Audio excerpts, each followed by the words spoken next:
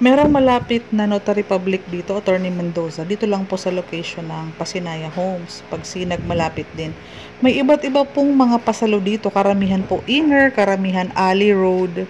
Yun po. Ang corner po is bihira. Meron din naman pong mga pagsibol. Medyo malaki nga lang ang cash out. Pero kung gusto mo ng malaki ang extra space, pwede ka kay pagsibol. Pagsinag po Pasinaya, meron din mga inner lang.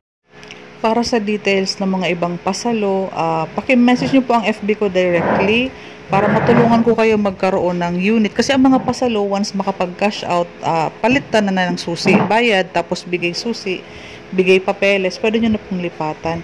Subscribe po kayo kasi marami pa akong i-upload.